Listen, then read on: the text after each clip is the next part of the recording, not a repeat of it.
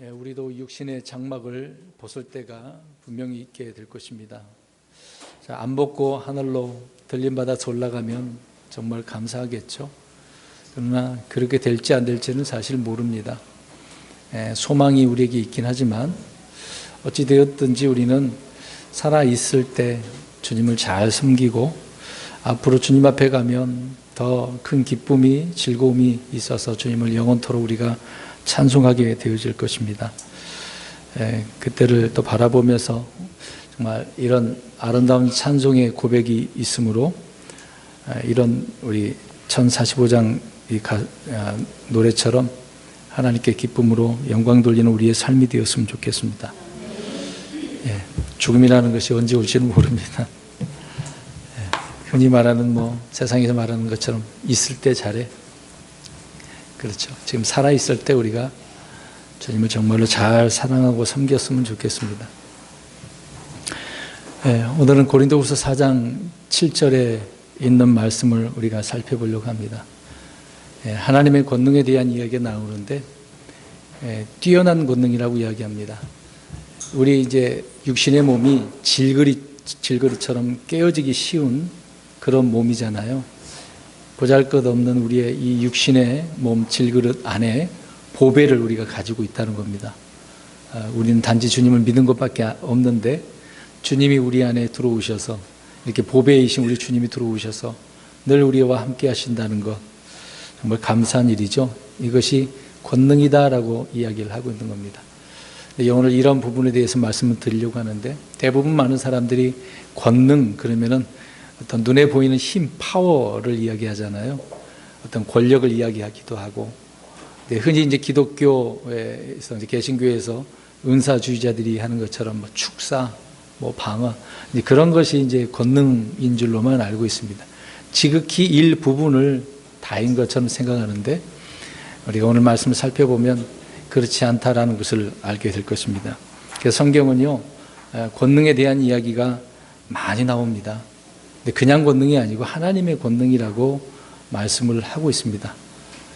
이제 하나님을 빼버리면 일반적인 사람들은 생각으로 권능, 어떤 능력 그런 것을 생각을 하는데 꼭 우리는 반드시 하나님의 능력을, 하나님의 권능을 하나님이라는 단어를 집어넣어야 되는 것이죠.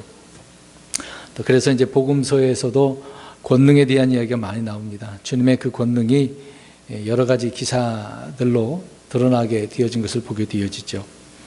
그래서 우리는 이런 내용들을 읽게 되어지면 성경대로 믿는 사람들은 이런 내용을 통해서도 주님의 권능이 이렇게 놀랍구나, 이런 권능으로 내가 구원받았구나 라고 생각을 하고 감사 찬양이 넘쳐야 되는 것이죠.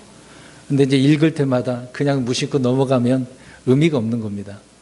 그런 부분을 이제 계속해서 말씀드리려고 하는데요.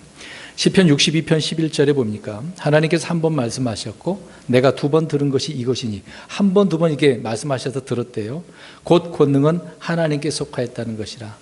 권능이라는 것은 하나님에게서 오는 거구나, 하나님께 속한 권능이구나 라고 이야기를 합니다. 그러니까 하나님이 아닌 권능은 권능이 아니다라는 거죠. 세상에 아무리 권력, 그 힘을 갖고 있는 건 아무것도 아니다라는 것을 알 수가 있습니다. 하나님이 주시면 또 그것이 권능인 것이죠. 그래서 권능은 하나님께 속한 것이다라고 이야기를 하고 있습니다. 이제 흔히 생명의 권능 그렇게 말도 있잖아요. 생명의 권능이든 사망의 권능이든 부활의 권능이든 또 어둠의 권능이든 간에 권능이라고 하는 것은 모두 다 누구에게 속했다고요? 하나님께, 우리 주님께 속했다라고 말씀을 하고 있습니다. 왜 그러냐면 주님은 권능의 하나님이기 때문에 그렇다는 것이죠.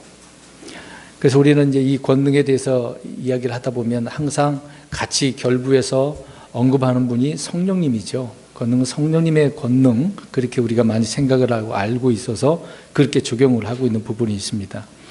그래서 성령님은 하나님의 영이시고 하나님 자신이시기 때문에 그렇다는 것이죠. 그러니까 하나님의 권능은 곧 성령의 권능이기 때문에 우리는 성령의 권능 그러면 꼭 성령의 권능 그렇게 언급을 하는 부분이 있습니다. 전에 말씀드린 것처럼 권능이라는 것은 단지 어떤 육체적인 힘, 물리적인 힘, 그렇게 그것만 말하지는 않는다는 것이죠. 권능은 뭐 힘과 능력 모든 것을 다 포함하고 있는 그 권능을 말씀을 하고 있는 겁니다. 그래서 우리 주님께서는 모든 것을 할 수 있는 그 권능이 있는 분이잖아요. 그래서 살릴 수도 있고 반대로 죽일 수도 있어요. 심을 수도 있고 뽑을 수도 있고 세울 수도 있고 파괴할 수도 있고 주시기도 하시고 빼앗아 취하시기도 하시는 분이 하나님이시라는 것입니다. 그런 권능이 하나님에게 있기 때문에 누가 뭐라고 할 수가 없어요. 왜? 이 권능은 누구의 것이기 때문에? 하나님의 것이기 때문에. 하나님 왜 뺏어갑니까? 그건 그렇게 말할 수가 없다니까요. 내 소유가 아니라고요. 하나님의 것이기 때문에 그렇단 말입니다.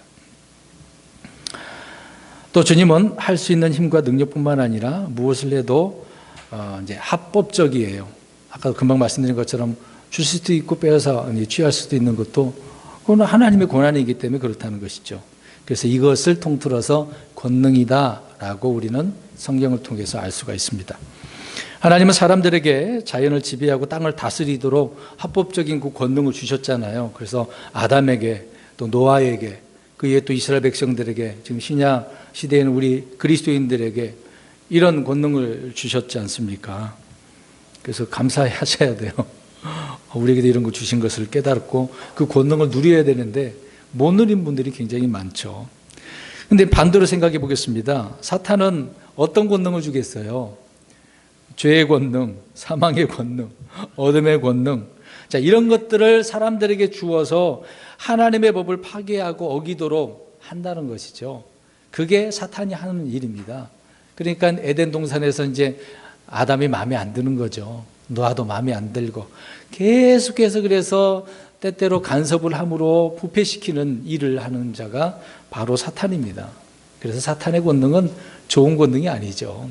근데 이런 사탄의 권능을 좋아하는 사람들이 굉장히 많습니다. 그래서 사탄에게 그런 능력 받아서 무엇을 행사하려고 하는 자들이 많이 있죠. 좀 어리석은 부분입니다. 성령님의 권능과 말씀의 권능 아래에 있으면 그래서 우리는 하나님의 말씀대로 우리가 바르게 살 수가 있는 것입니다. 그래서 우리는 하나님의 뜻을 행하면서 살아가는 것이죠.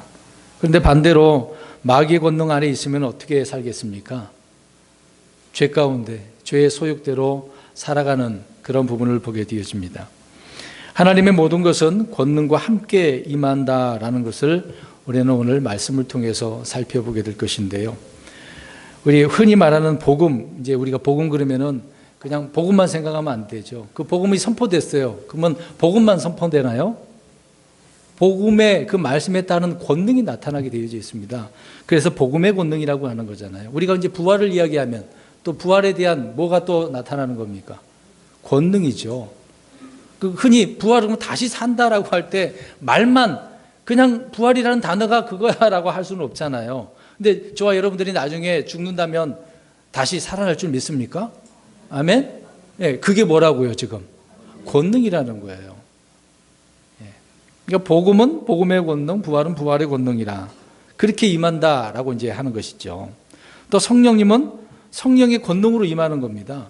그냥 성령님이 우리 안에 임했다? 그런 단순히 문자적인 그런 의미가 아니라 권능으로 임하는 거예요. 이게 누구의 힘으로 되겠습니까? 하나님의 권능으로 그렇게 되는 것이기 때문에 성령님의 권능이다. 그리고 권능으로 임한다라고 이야기하고 있습니다. 그러니까 성령님은 성령님의 권능으로 임하는 거예요. 권능이 없는 단지 말뿐인 그런 진리는 말들은 진리가 아닙니다. 그래서 이 강단에서도요, 이제 목사가 말씀을 선포할 때 그냥 지식만 전달하면 진리가 아닙니다. 그냥 말씀은 진리이지만 그 사람이 전할 때 그 말이요, 권능이 임하게 해야 되잖아요. 권능이. 말만 전하면 안 된다는 것입니다. 권능이 같이 임해야 되는 것이죠. 그래서 권능 없는 진리는, 권능 없는 선포는 아무것도 아닙니다. 이렇게 능력이 안 나타난다는 거죠. 권능으로 드러나지 않는다. 그 얘기를 말씀을 드리는 겁니다. 그래서 권능이 없는 이런 진리, 그런 종교 집단들을 우리가 많이 보지 않습니까? 예를 들어서 뭐 종교 철학들이 많이 있잖아요. 종교와 철학은요, 가르침을 주잖아요. 그들 나름대로 어떤 교리, 계명이 있어요. 명령이 있어요. 근데 권능이 있을까요? 없을까요?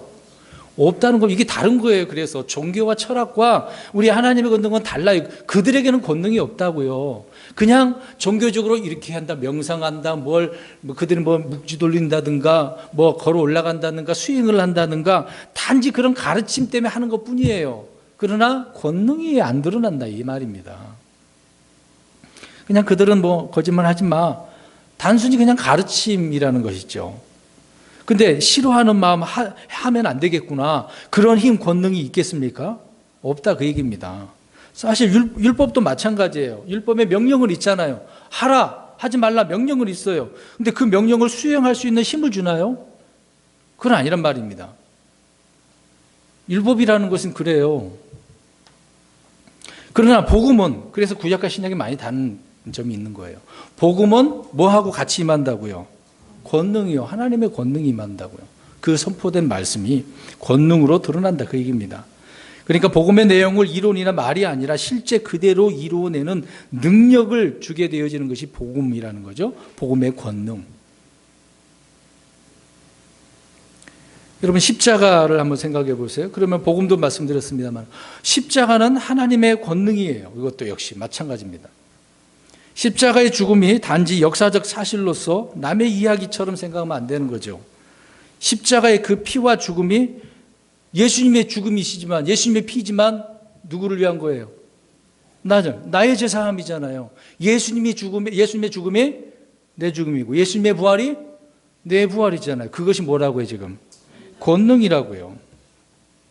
근데 세상에서는 그런 권능이 있다고요? 없습니다. 세상의 종교 철학은 그 권능이 없다고요. 권능이 임하지 않습니다. 왜? 하나님께 속한 권능이 그들에게 없으니까. 그래서 성령은 권능입니다. 말씀 역시 권능이죠. 그러니까 권능이 없는 말은 그냥 소리에 지나지 않는다라는 것입니다. 그래서 고린도전서 13장에 사랑이 없으면 뭐 같다 그래요? 울리는 꽹과리. 시끄럽다고요. 말만 하면 시끄러워. 듣기 싫어요. 아무리 좋은 말도 권능이 거기에 임하지 않으면 듣기 싫어요. 말씀도 그렇습니다. 아무리 좋은 말씀도 전한다고 하더라도 권능이 없는 말씀들은 듣기 싫은 거예요.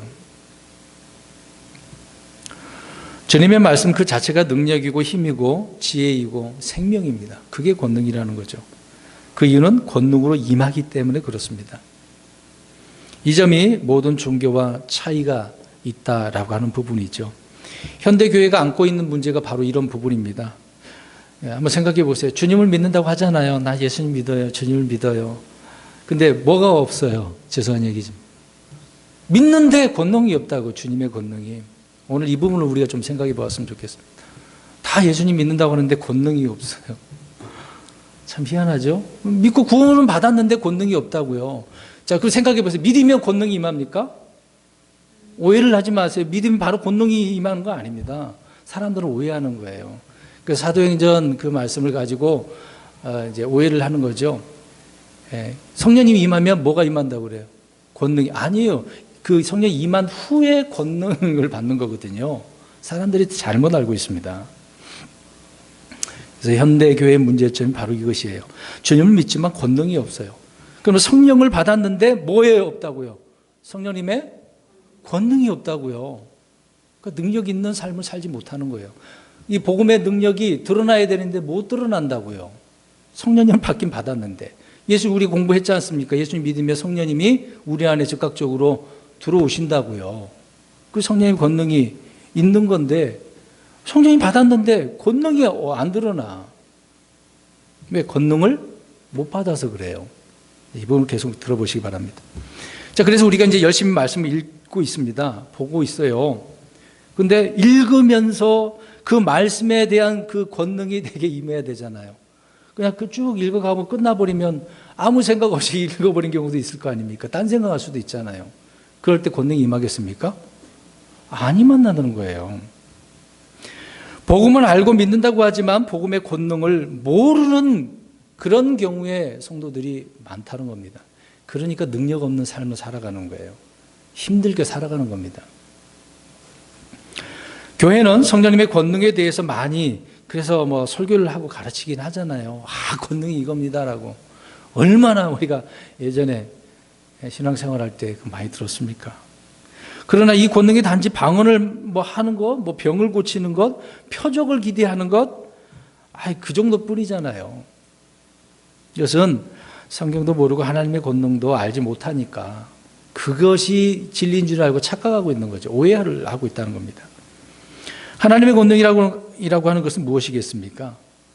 여러분 착각하지 마세요. 이제 성경에도 사복음서 나오니까 뭐 하늘을 날아가는 거, 뭐 바다를 걷는 거, 뭐 땅을 가르고 병자를 고치고 뭐 죽은 자가 일으켜지는 거, 그 정도만 알면 빙산의 일각이에요.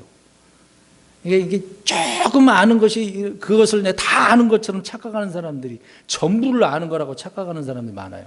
아니라고요. 일부분을 가지고 왜 다 아는 것처럼 이야기합니까? 그래서 오늘 우리는 우리에게 주신 하나님의 권능에 대해서 알아야만 합니다. 이건 제 주장이 아닙니다. 성경 한번 펴보십시오. 에베소서 1장 19절을 보세요. 이 부분을 우리가 알지 못하니까 믿음 생활하는 데 있어서 능력 없는 삶을 살아가는 겁니다. 그리고 목양자들이 능력 없는 설교를 하는 것이죠. 저 역시도 뭐 마찬가지입니다. 부족하죠. 에베소서 1장 19절 한번 보십시오. 시작. 그분의 강력한 권능의 활동에 따라 믿는 우리에게 베푸신 바 그분의 지극히 큰 권능이 어떤 것인지 너희가 알게 하시기를 구하노라. 자, 큰 권능이 어떤 것인지를 알기를 원하는 거잖아요. 그래서 하나님 앞에 보면 하나님 도와주세요. 이 권능이 어떤 권능인지 저 성도가, 저 형제가, 저 자매가 알기를 원합니다. 사도 바울은 그걸 말하고 있습니다. 믿는 우리에게 베푸신 바 그분의 지극히 큰 권능, 이게 어떤 것인지 알아야 된다는 거예요. 그것이 바로 성경이 말하는 하나님의 권능이라는 겁니다. 하나님의 권능. 자, 그럼 그것을 잠깐 말씀을 드리려고 합니다. 세 가지예요. 앞에서 말씀드린 부분이 있지만 로마서 1장 16절을 가서 보십시오. 자, 성경에 분명히 바울은 정의를 해놨습니다. 하나님의 권능이 이거라고요. 물론 뒤에서 말씀드리겠습니다만 권능은 다양한 권능이 있어요. 근데 지금 우리에게 말씀하는 이 권능을 한번 보겠습니다. 로마서 1장 16절입니다. 시작. 내가 그리스도의 복음을 부끄러워하지 아니하노니 이는 그 복음이 믿는 모든 자를 구원에 이르게 하는 하나님의 권능이 때문이니라. 먼저는 유대인에게요, 또한 그리스도인에게라. 자, 보십시오. 복음이 뭐라고 말씀하고 있습니까? 하나님의 권능이라고요. 그러니까 복음이 믿는 자들에게 임한 하나님의 권능이라는 겁니다. 저와 여러분이 복음을 들었어요. 예수님에 대한 복음을 들었어요. 그래서 그 순간 이 권능이 우리에게 임하는 겁니다. 그래서 우리를 구원에 이르게 하게 되어진 것이죠. 근데 우리가 좀 잘못하는 부분이 있는데, 홍해가 갈라지고, 뭐 여리고 성벽이 무너지고, 뭐 반석이 갈라지고 물이 막 나오는 거. 물론 이것도 하나님의 권능이에요. 하나님께서 하신 것이니까. 근데 그것이 사람을 구원에 이르게 하는 권능이냐 이 말이에요. 자, 다시 얘기합니다. 홍해가 갈라졌어. 그것이 구원에 이르게 하는 권능이냐고요. 죽은 자가 살아났어요. 구원에 이르게 하는 권능입니까? 구약에도 죽었다 살아난 자가 있었잖아요. 살아났을 뿐이지. 근데 복음은 뭐라고 그래요? 그 복음이 임한 자들에게, 믿는 자들에게 하나님의 권능으로, 그래서 우리가 뭘 받아요? 구원받는 거예요. 그것이 하나님의 권능이라고요. 이런 부분을 모르니까 자꾸 이상한 걸 달라고 그래. 뭘 달라고 합니까? 뭐 은사 달라고 그러죠. 그거 받아서 뭐 하려고요, 그걸? 그거 받으면 믿음 생활 잘할 것 같아요? 잘못 알고 구하는 거죠. 그리스도의 복음이라고 하는 것은요, 어떤 외적인 변화가 아닙니다. 믿는 자들 안에 일어나는 변화와 능력이라는 거예요. 믿는 자 안에서 일어나는 거거든요. 외적인 변화를 자꾸 추구하니까 겉으로 드러나 보이는 그 권능만 달라고 하는 거예요. 그래서 막 축사, 이 마귀 새끼야 떠나가라, 그렇게 주장하고. 그런 일을 하면은 굉장히 능력받는 사람이라고 생각하는 거죠. 안수했더니 그 사람이 병 고침받고 안진맥이 아이고 참, 뭐 일어날 수도 있고 안 일어날 수도 있는데, 그렇게 하면은 그 사람의 구원에 이르게 하는 능력이 있냐고요? 아니란 말입니다. 그래서 복음이라고 하는 것은 이 복음의 능력이 그 믿는 자들에게 그 권능이 임하니까 구원이 있게 되어지는, 권능이 있게 되어진 것이다라고 말하고 있습니다. 자, 두 번째로는 고린도전서 1장 18절 가서 보십시오. 무엇을 선포해야 되느냐. 이제 복음을 말하고 있고요. 첫 번째. 두 번째로는 무엇을 선포해야 되냐 이 말이죠. 고린도전서 1장 18절 시작. 십자가를 선포함이 멸망하는 자들에게는 어리석은 것이로되 구원받은 우리에게는 하나님의 권능이죠. 아멘. 보세요. 하나님의 권능은 뭐예요 지금요? 십자가를 선포하는 거예요. 십자가를 그래서 잘 얘기하셔야죠. 십자가는 그 당시에 이제 고린도 교회를 한번 생각해 보십시오. 그리스 사람들은요, 지혜를 추구한 사람들이잖아요. 지식. 그 사람들에게는 이 십자가는 어떻게 받아들입니까? 지혜로운 것이 아니라 어리석은 것이라고요. 뭐 그 별것도 아닌 것 같고 뭐 있는 것처럼 이야기해? 그들은 그렇게 얘기해요. 그리스 사람들 그 당시에는요. 그리스 철학 시대가 아닙니까? 이제 그런 철학이 지금 교회 안에 들어와서 바울이 이 얘기를 하고 있는 거거든요. 하나님의 권능이 그런 그리스 사람들이 말하는 지혜가 아니라고요. 십자가서 그게 권능이라고 지금 이야기하는 것이 이 구절을 읽는 내용입니다. 그래서 그들은 이 십자가가 전혀 새로운 철학이 아니에요. 뭐 이상한 걸 갖고 자꾸 이야기한다. 아니 뭐 그런 것을 갖고 뭐 연구를 해야 돼? 별 볼 일 없는 거로 이야기하는 거예요. 그들의 입장에서는. 그러면 유대인들은 어떻습니까? 유대인들은 이 십자가가 어떤 의미로 다가오는 거죠? 걸림돌이에요. 그것 때문에 그들이 넘어져서 결국 누구를 죽입니까? 예수님을 죽이는 거죠.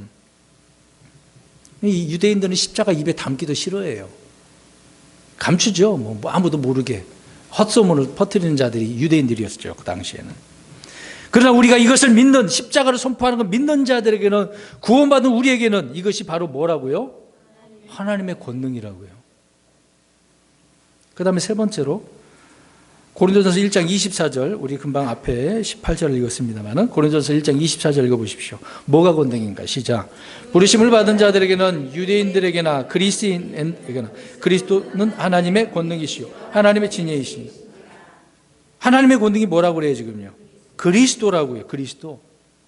우리 예수님은 그분 자신이 하나님의 권능이고 하나님의 지혜예요. 하나님이시니까. 우리가 성령과 권능을 받는다라고 할 때, 권능은 성령님을 통해서 우리 안에 들어오시는 그리스도를 말하고 있는 거예요. 하나님이 다 우리 안에 들어오시는 거죠. 전능하신 하나님은 그리스도를 통해서 모든 권능을 행하실 수 있는 거예요. 그러니까 예수님이 아니면은 안 되는 거예요. 그건 가짜 권능이에요. 그리스도 안에서, 그리스도를 통해서만 일하시기 때문에 그래요. 내가 살지 않고 그리스도가 내 안에 사시도록 하는 것이 바로 영적인 삶이고 믿음의 삶이 되는 거거든요. 왜? 주님이 내 안에서 그 권능으로 일하시니까. 근데 내가 사는 게 아니란 말입니다. 그러니까요.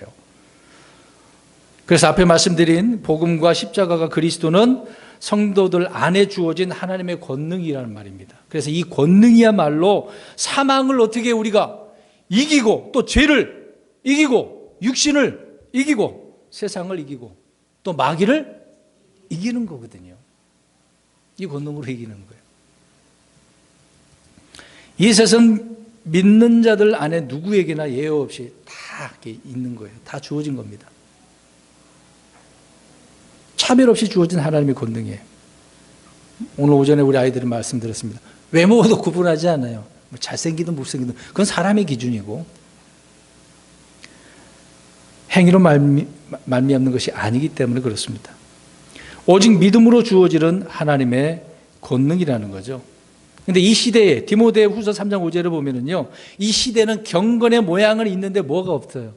경건의 능력을 부인하는 시대라고 바울이 초대교회 때 그때 당시에 말씀하셨지 않습니까? 근데 지금도 그러는 거예요. 지금 성령님의 권능을 말을 하긴 하는데 뭐가 없어요? 능력이 없다고요. 권능이 없어요. 경건의 모양만 갖추고 있어요. 모양만 크리스찬들 많잖아요. 육신적인 크리스찬들. 이는 그리스도의 복음이 아니라 세상 복음, 거짓 복음을 마음에 받아들였기 때문에 그래요. 초대교회 당시요, 이 이교도들이 이방 이런 철학들이 교회 안에 들어와 가지고 이 진정한 하나님의 권능, 십자가의 권능, 예수 그리스도 통한 그 권능이 나타나야 되는데 그것을 다 일어나지 못하도록 방해를 해버렸기 때문에 그래요. 그러니까 거짓 복음을 받아들이니까 능력이 없어요. 그러니까 고린도 교회가 이런 문제가 생기잖아요. 바울이 얼마나 마음 아팠겠어요. 그곳에서 그렇게 오랫동안 몇 년을 머물면서 가르쳤는데 이 엉뚱한 거짓 교리에 사로잡혀가지고 권능 없는 삶을 살고 있으니 얼마나 답답했겠습니까? 그러니까 십자가를 제쳐두고 다른 영광을 얻고자 하는 거예요. 십자가 영광이 드러나야 되는데 다른 영광, 거기에 자기가 올라서 갖고 내게 영광을 받게 하려고. 흔히 말하는 no pain, no crown 들어보셨지 않습니까? 고통이 없으면 관도 없다라고, 면류관이 없다는 식으로 얘기하잖아요. 그러니까 십자가라고 하는 것은 무슨 의미예요? 물론 예수님의 십자가는 그 고통이지만 우리에게도 자기 십자가 있잖아요.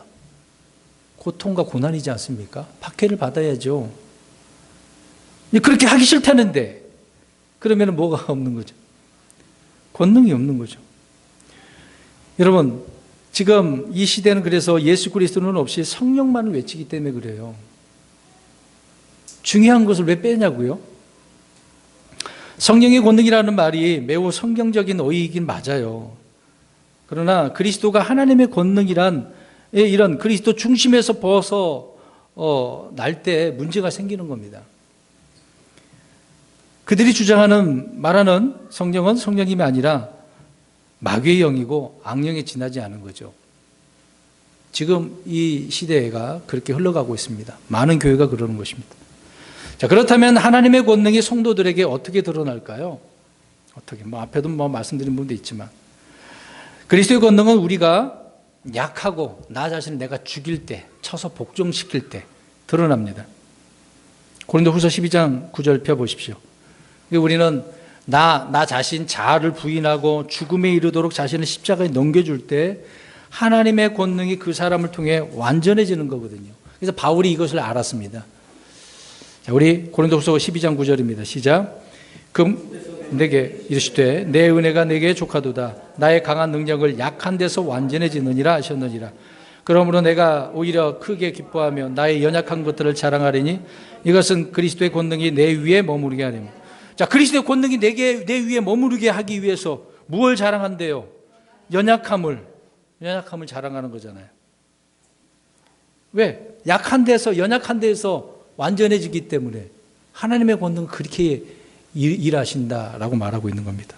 권능이 그렇게 드러나기 때문에 바울은 이런 말씀을 하고 있는 거예요. 근데 우리는 이런 것을 자랑하지 않잖아요. 내 강함을 자랑하잖아요. 내 지식을 자랑을 하잖아요. 뭐 하나 깨달으면 그걸 자랑하고 싶어가지고 뭐 좋은 일이긴 하지만 참 그렇습니다. 아무튼 사도 바울은 자신 위에 하나님의 권능, 성령님의 권능이 늘 머물러 있게 된 것이 자신의 연약한 때문이란, 그러니까 주님의 말씀에 크게 기뻐하면서 연약한 것들을 자랑한다고 이야기하네요. 부끄러운 것이 아니잖아요. 자랑하는 겁니다. 우리에게 주신 지극히 뛰어난 권능, 오늘 이제 우리 고린도후서 4장 7절 말씀에 나와 있는 것처럼 뛰어난 권능은 우리에게서 난 것이 아니에요. 누구에게서? 하나님에게서, 우리 예수님에게서, 성령님에게서 나는 거라고 말씀하고 있습니다. 여러분, 그래서 우리 안에는요, 이걸로 한번 천정을 보세요. 이게 전기불이 있잖아요. 전기가 아니고 그 전기를 나오게 하는 발전기 역할이라고 생각하면 되겠습니다. 발전소가 있잖아요. 발전소에서 돌리니까 뭐가 이렇게 있는 거예요? 전기가 있는. 자동차도 제너레이터가 있어야 되잖아요. 전기를 재생을 해야 돼요. 발전기가 있어야 되거든요. 그래야 차가 굴러갈 수 있는 거예요. 자동차에 배터리가 없으면 그거를 돌릴 수 있는 것이 없으면 안 돼요. 발전기가 없으면 배터리 힘으로 가긴 하지만 배터리가 소모되면 안 되잖아요. 그걸 유지시켜주는 장치가 발전기거든요. 바로 그것처럼 우리 안에는 이런 발전기가 있는 거예요. 그리고 타오르는 불만이 있는 것이 아니라 불을 일으키려면 뭐가 있어야 돼? 이제 때우려면 기름이 있어야 되는 거잖아요. 자동차로 표현하자면.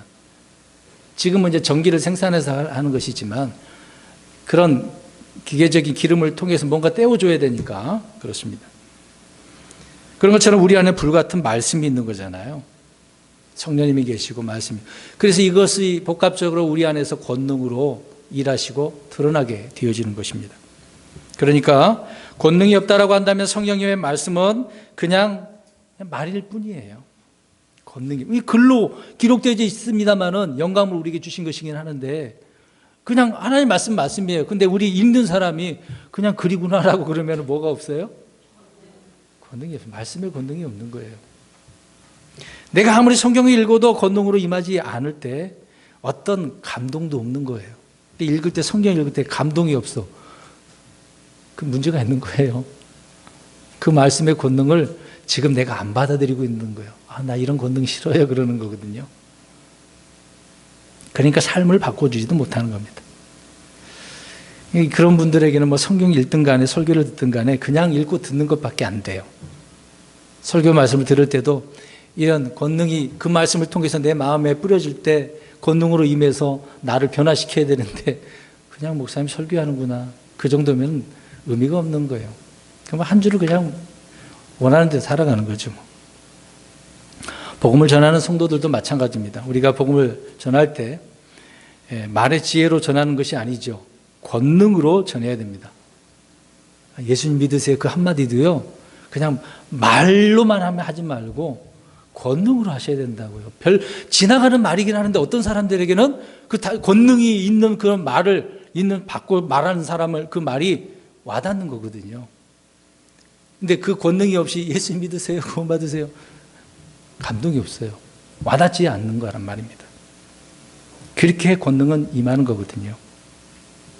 그래서 우리는 권능으로 전해야 됩니다. 사도들은 그래서 선포할 때 어떻게 전했는지 사도행전 4장 33절입니다.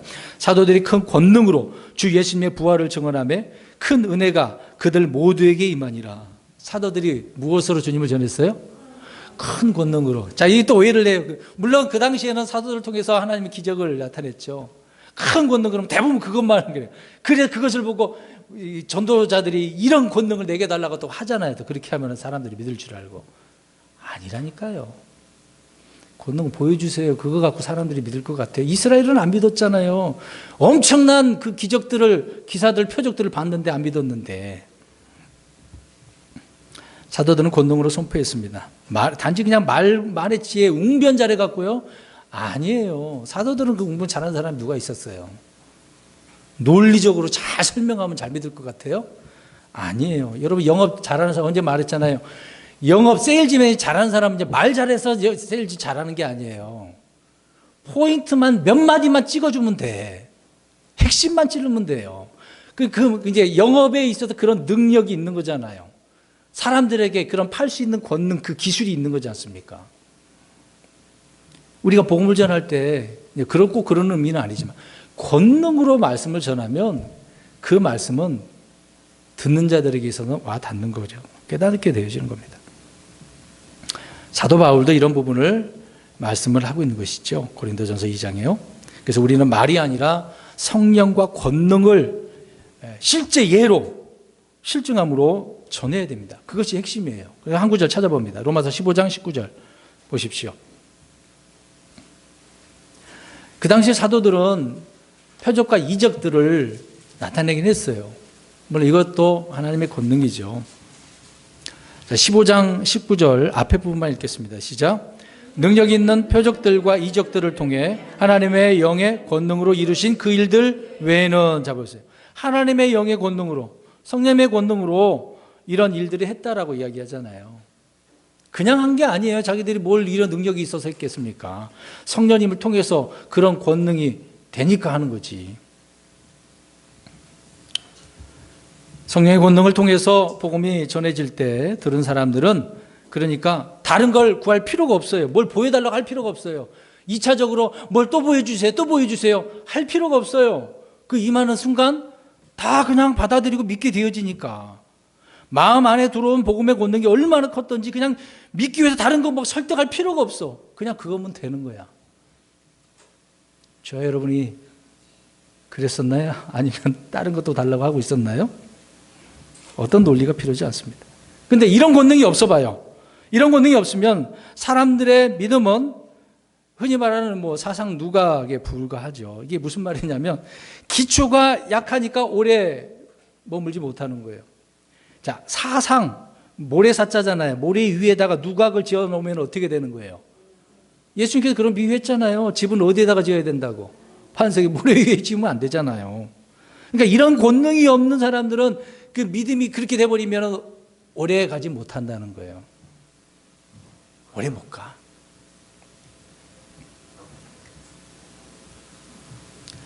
그러니까 오래 가지 못하니까 늘 막 어떤 지혜의 말이 필요하고 사람들의 말이 필요하고 어떤 증거를 또 보여달라고 이스라엘 백성들처럼 좀 보여주세요. 또 보여주세요.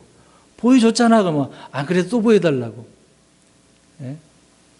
기도원도 주님께서 뭘 명령을 하시니까 자꾸 어떻게 해요? 확인하려고 솜 털고 뭉텅이에다가 어떻게 해달라고 이슬이 있게 하고 또 어깨에 마르게 해달라고 그러고 참 이스라엘은 어쩔 수 없어요. 표적을 보여줘야 되니까. 지금 그런 시대는 아니잖아요. 우리는 권능을 바꿔서 일을 하는 겁니다. 그런데 이것이 없으면 안 된다고요. 그냥 말일 뿐이에요. 그러니까 권능이 없는 사람은 누가 나에게 막 반박하고 박해를 하고 조롱하고 그러면은 어떨까요? 그 말을 들을 때 힘들어 하잖아요. 이겨내야 되는데 마귀가 나를 이렇게 공격하구나라고 이겨내야 되는데 그것 때문에 잠 못 자고 그 사람 싫어하고 그렇죠? 잘못된 거죠. 권능이 임하면 그런 박해도 다 이겨낼 수 있습니다. 사람의 말이나 논리로 된 복음은요, 다른 사람의 말로 반박될 수도 있잖아요. 누가 반박하면 아니네 금방 또 꼬리 내리고 어쩔 수 없는 거예요. 그리고 또 자신의 확신이 상태에 따라 달라지잖아요. 어떨 때는 확신이 있어서 좋았는데 또 마음에 뭔가 문제가 생겨서 그러면 의기소침하고 또 실망하고 낙심하고 뭐가 없어서 그래요? 왜? 성령의 권능이 없어서. 성령님이 있는데 권능은 없어요. 그래서 그래요. 권능으로 전하는 복음, 이게 분명히 구원에 이르게 하고 우리를 이렇게 세워서 능력 있게 하시는데 문제가 있는 거죠. 여러분 말로 되면 얼마나 좋겠어요. 근데 권능은 말로 안 되는 거란 말이에요. 말로 되는 게 아니라고요.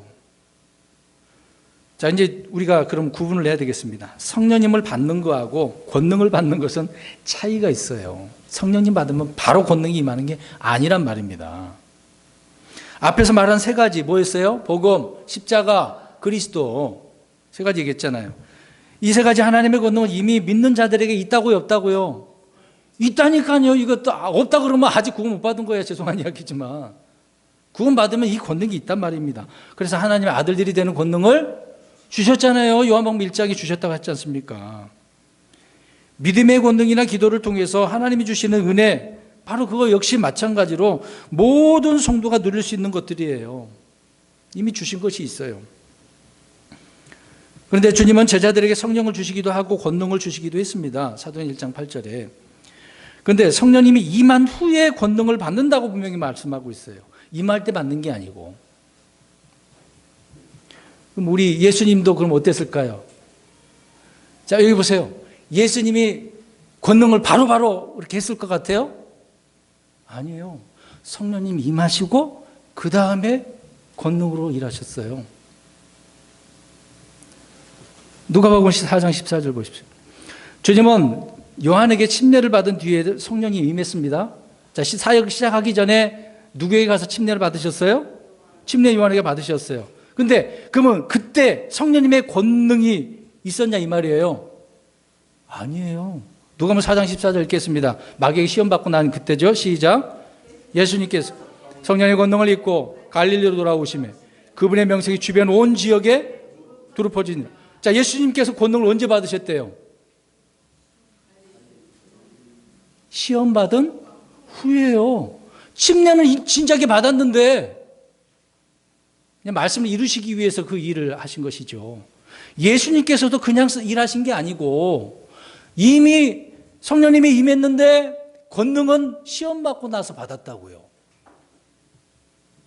자, 이 부분에 사도 베드로가 말한 부분을 같이 또 읽겠습니다. 사도행전 10장 38절.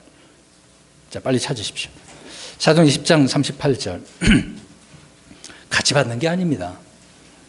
사도행전 10장 38절 시작. 하나님께서 나사렛 예수님께 성령님과 권능으로 기름을 부으시며 그분께서 두루 다니시며 선을 행하시고 마귀에게 억눌린 모든 사람을 고쳤으니 이는 하나님께 그분과 함께 계셨기 때문에.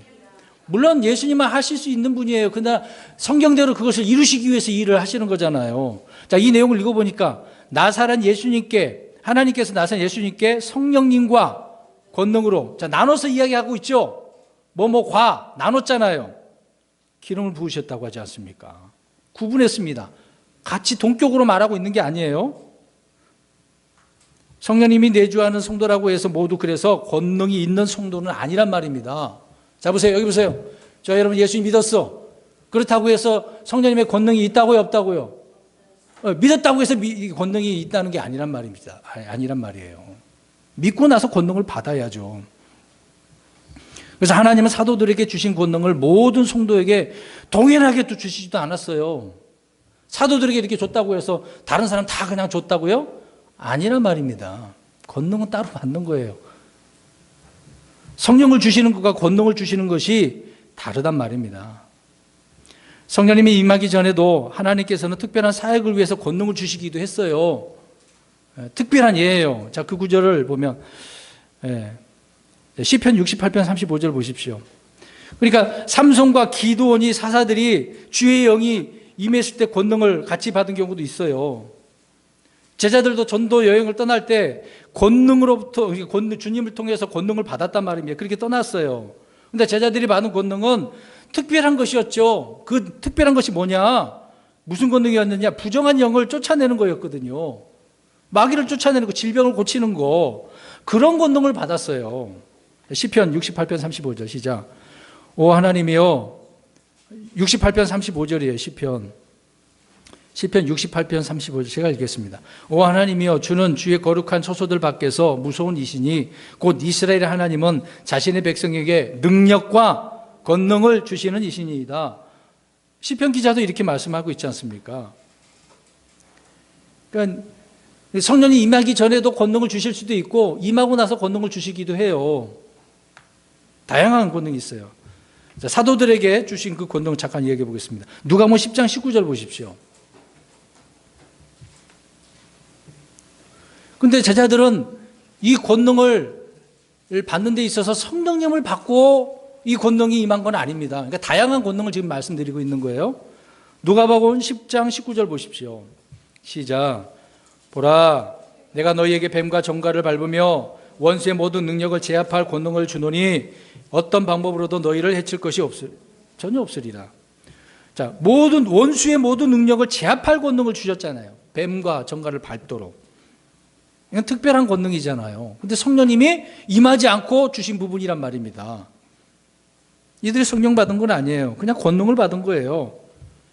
그러나 이 제자들은 나중에 오순절 다락방에서 성령님을 받고 다시 또 뭘 받아요? 권능을 받은 거라고요. 오순절 다락방에서 성령님 플러스 권능이 같이 임한 게 아니란 말입니다. 따로 받았어요, 권능을요. 그래서 권능도 다양해요.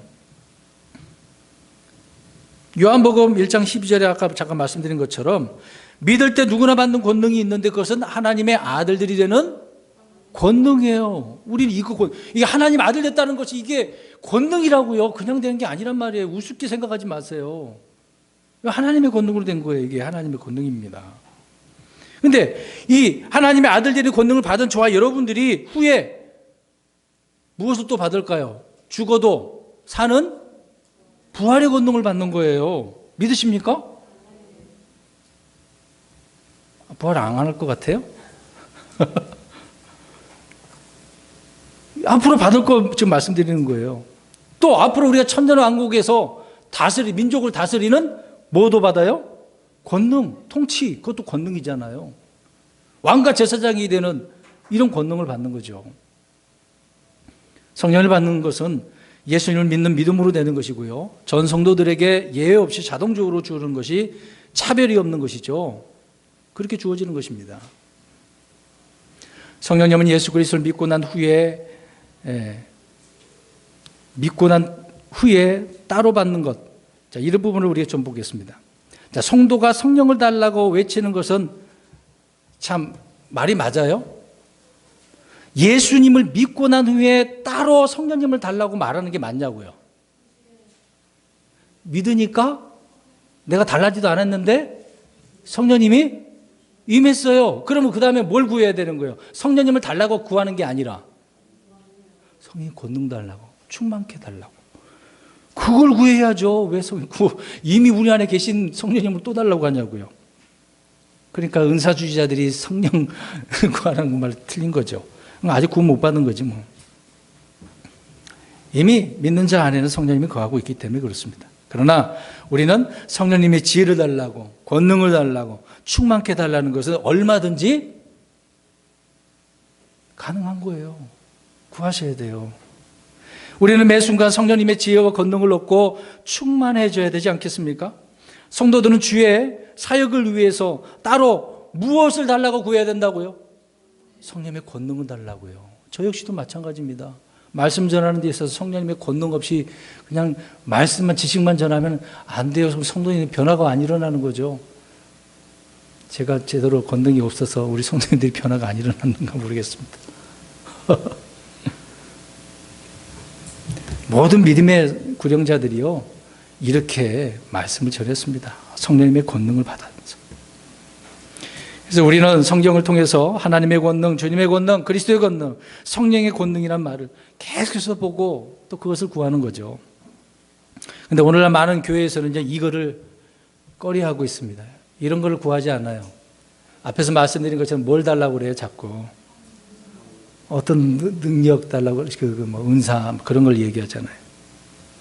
뭐 일부러 그럴 수도 있고, 몰라서 그럴 수도 있고, 무시할 수도 있겠죠. 믿는 순간 성령을 받는 것. 그들은 그게 다인 거죠. 그 다음을 생각은 안 하니까. 이런 오순절 교회를 보고서 근본주의자들, 그들의 폐해를 딱 보고서 그러면 그들이 잘못된 것이잖아요. 그러면 올바른 그 성령의 권능을 우리가 구해야 돼요, 안 구해야 돼요? 구해야 되는데 이거를 근본주의자들이, 성경대로 믿는 사람들이 잘못된 것을 보고 안 구한다고요. 자, 그럼 또 한 가지로, 그러면 시한부 종말론 그래 있었잖아요, 옛날에. 그래서 그런 부분에 있어 종말 이야기를 해야 돼요, 안 해야 돼요? 우리는 안 해야 돼요? 해야 되는데 지금 그런 자들 때문에 개신교가 어떻게 해요? 그런 말을 하면 뭘로 몰릴까 봐, 이단으로 몰릴까 봐. 참, 그런 것처럼 성경대로 믿는다라고 하는 근본주의 교회에서는요, 안 해버린다니까요. 자, 저번에 말씀드렸잖아요. 성경을 통해서 지식이 들어갔어. 그러니까 비판하고, 이거 하지 말아야 되네? 하지 마라. 안 해. 그러다 뭐도 안 해요? 해야 될 것도 안 한다고요. 그럼 이런 것 좀 구하라고 하고 있는데, 하라는 것을 해야 되는데 왜 안 하냐고요. 무시하고 있나요? 잘못된 것을 봤으면 그것을 보고 안 해버리는 게 아니라 바르게 해야죠. 바르게. 우리 성경을 보겠습니다. 고린도전서 2장 5절, 고린도 후서 6장 7절입니다. 고린도전서 2장 5절을 보십시오. 우리는 이 하나님의 권능에서 세워져야 돼요. 서야 돼요. 고린도전서 2장 5절 시작. 이것은 너희의 믿음이 사람들의 지혜 안에 서지 아니하고 오직 하나님의 권능 안에 서게. 자, 사람들의 지혜, 말과 그런 거에 서지 않는 거예요. 왜 거기에 우리가 요동합니까? 우리는 하나님의 권능 안에서 서야 되는데, 그렇게 살아야 되는데, 능력 있는 그렇게 삶을 살아야 되는데. 그 다음에 고린도 후서 6장 7절 보십시오. 중요한 부분이 있습니다. 고린도 후서 6장 7절 시작. 진리의 말씀과 하나님의 권능과 오른손과 왼손에 든 의의 병기로 그리하며. 자, 이게 보니까 말씀과 하나님의 권능이 있는 거네요. 말씀과 더불어서 하나님의 권능이 있어야 된다잖아요. 근데 말씀은 있는데 권능이 없어. 이거 심각한 거예요, 이거. 그러면 보세요. 권능이 없을 때 사람들이 듣겠습니까? 아무도 안 들어요. 그냥 흔히 말하는 뭐가 짖네 그런 소리를 하죠. 뭐가 짖어요? 그렇게 들리는 거예요. 그래서 우리는 주님의 권능을 구해야 됩니다. 그런데 이게 저절로 임하는 것이 아니라 구해야 된다고요. 자, 그 말씀 찾아봅니다. 시편 105편 4절. 시편 105편 4절입니다. 그러니까 하지 말라는 건 안 하는데 하라고 하는 것은 안 한다니까 이게 참 심각한 것 같습니다. 자, 105편 4절입니다. 시편 105편 4절. 시작. 주와 그분의 능력을 구할지어다. 항상 그분의 얼굴을 구할지어다. 주님도 구하고 또 뭐도 구해요? 그분의 능력, 얼굴을 구하래잖아요. 능력도 구하고 주님의 얼굴도 구하고. 성경은 구하라고 이야기합니다. 주와 그분의 능력을요. 성경은 믿는 자녀들에게 주는 거라고 그랬어요. 특히 누구에게? 금방 읽은 것처럼 구하는 자에게 주신다고요. 믿는 자에게 주시는데 구하는 자에게 주신다고요. 안 구하면 안 구했는데 왜 줘요? 달라고 해주지. 주님께서 그냥 주시는 것도 있는데 우리가 구해서 받아야 될 것들이 있단 말입니다. 안 구하니까 안 주는 거죠.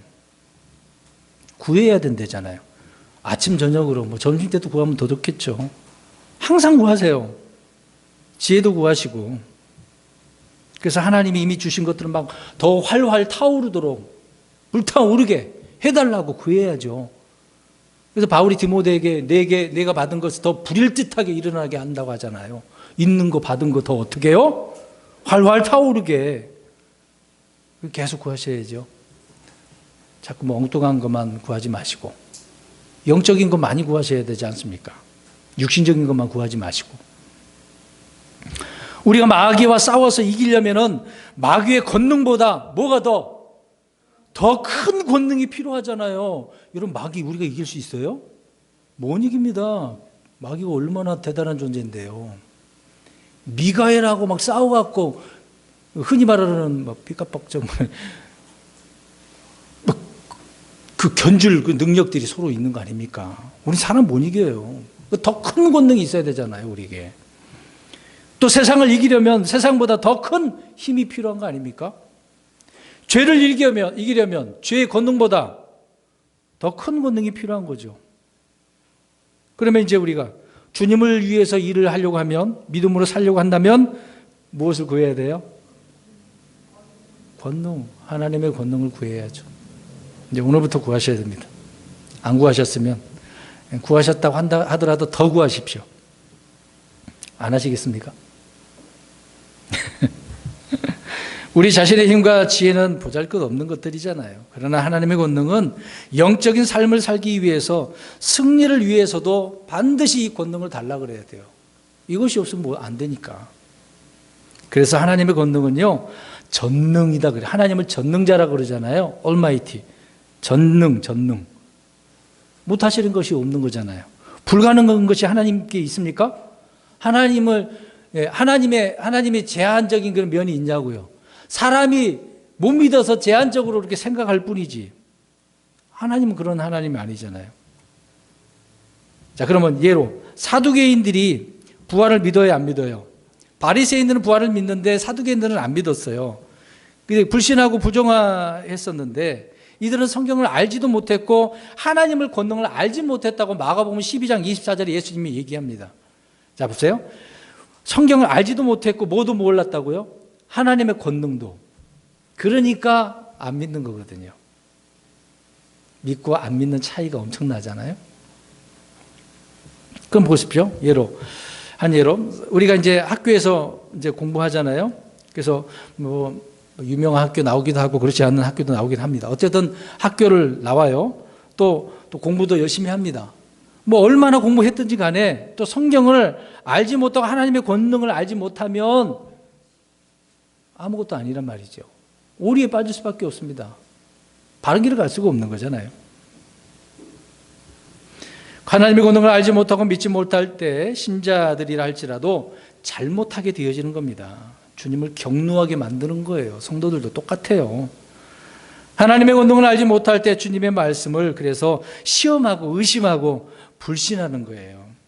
그러니까 사람들이 크게 오해하는 것 한 가지 중에 이제 성령님의 권능이 임하는 것이 나를 막 초인적인 뭘 받게 되어지는 것으로 생각을 해요. 그게 아니란 말입니다. 그런 오해의 문제가 있다는 거죠. 성령의 권능은 우리에게 박해를 받을 수 있는 힘을 줘요. 아까도 말씀드린 것처럼 이길 수 있습니다. 그런 능력을 주시니까. 주님이 주신 그 권능으로 우리 성도들은 고난에 동참하기도 하고 박해받을 때도 박해를 받아들이기도 하죠. 이게 온갖 모욕과 수모를 우리는 참고 견뎌낼 수가 있는 것입니다. 바로 그것이 성령님의 권능이 임할 때 생기는 거예요. 자, 보세요. 믿었다고 해서 내가 주님을 믿고 구원받았다고 해서 이런 일을 당하면 견딜 수 있다고요? 아니라고요. 그때는 권능이 있는 자에게 권능이 임하면 그 상황을 이길 수 있는 것입니다.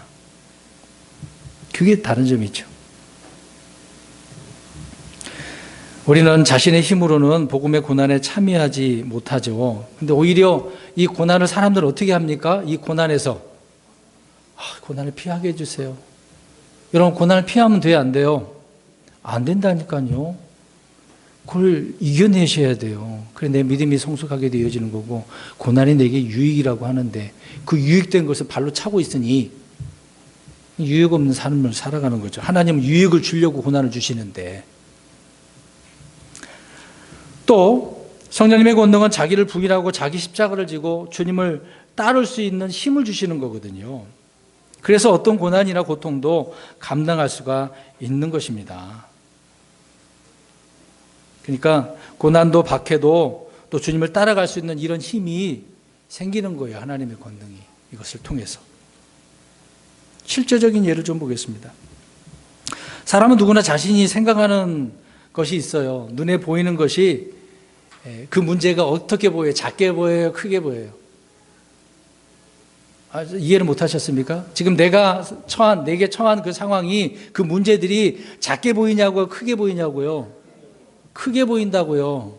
그러다 보니까 하나님의 말씀이 어떻게 보여요? 하나님의 말씀은 어떻게 보여요? 작게 보이는 거예요. 말씀에 걷는 게 크게 보이면 내게 있는 문제들은 어떻게 보입니까? 작을 수밖에 없죠. 이 부분은 우리가 잘 이해를 해야 됩니다. 그런 부분에 있어서 전능자, 못하시는 것이 없는 하나님께서 이런 문제들을 해결해 주지 못하실까요? 하나님은 불가능하지 않으신 분인데, 믿음의 사람들은 이런 부분을 인정하고 주님을 따라가지 않았습니까? 여러분, 아브라함을 생각해 보세요. 하나님은 이제 99세 됐어요. 100세에 이제 약속을 하셨는데, 아브라함에 나타나서 이제 자식을 주실 것이라고 말씀합니다. 근데 그때까지라도 지금 아브라함과 사라는 어떤 상태예요? 사라의 입장에 있어서는. 태가. 다쳐서 나을 수 없는 상황, 불가능해요. 그런 몸에서더라도 하나님은 100세의 자녀를 낳게 한다는데 어떻습니까, 여러분? 하나님은 못하셔요, 하셔요? 하시는 분이잖아요. 예전에 불가능은 없다라고 하는 그 부분을 설교한 적이 있었는데, 하나님 가능하시죠. 근데 누가 이것을 불신하는 사람은 누구예요? 나 자신의 문제잖아요. 불신의 문제입니다. 말씀을 무효화, 제로, 없게 만드는 것이 뭐 때문이라고요? 불신이라고요, 불신. 안 믿으니까 그 권능이 안 나타나는 거라니까요. 믿음이라고 하는 것은 하나님의 무한한 권능이 현실에서 드러나게 하는 통로예요. 그래서 지난 몇 주간 동안 믿음 이야기를 히브리서 많이 여러 번에 걸쳐서 말씀드리잖아요. 이 믿음을 통해서 하나님의 권능이 막 무한한 권능이 드러나도록 해야 되는 거잖아요. 이 통로인데. 성경에 얘기 많잖아요. 여러분, 동정녀 마리아, 이제 그렇게 얘기를 하지만, 처녀 마리아에게 가서, 야, 너가 이제 자녀를 낳게 될 거야. 그러니까. 마리아 역시 어떻게 그럴 수가 있어? 결혼도 안 했는데? 하나님께는 불가능한 것이 없어. 여러분, 이런 말씀 믿으십니까? 네? 주님에게는 늙은 사람이든 젊은 사람이든 상관없죠. 하나님의 손이 짧아졌어요? 능력이 없으십니까? 누가복음 18장 27절에 그분께서 이르시되 사람들에게는 불가능한 것들이 하나님께는 가능하니라. 자, 사람들에게는 불가능한데 누구에게는? 하나님께는 가능해요. 이 말씀을 믿으시면 주님을 신뢰하셔야죠. 아, 우리의 하나님은 불가능이 없으셔. 안 되는 게 없으셔. 우리는 뭐 길이 없다, 안 된다 그러는데 우리 하나님은 다 되셔. 저 여러분들에게 불가능한 것들이 무엇이겠습니까? 그런 것들이 있다면 주님 앞에 나아가서 하나님이 내 문제가 이런 문제인데요. 나는 할 수는 없지만 주님이 이걸 바로 잡아 주십시오. 해 주십시오. 그렇게 구하셔야죠. 의지하는 것이 우리 그리스도인들의 삶이 아니겠습니까? 그 다음에 또 하나는 말씀드린 것처럼 이 문제가 너무도 커. 하나님보다 더 커요. 말씀보다 더 커요. 말씀이 이미 기록되어져 있는데 그 말씀은 이게 읽으면서도 안 믿어지는 거야. 내 문제가 너무 크니까. 그러니까 하나님의 권능이 초라해 보여요. 여러분 혹시 그런 적 없으십니까?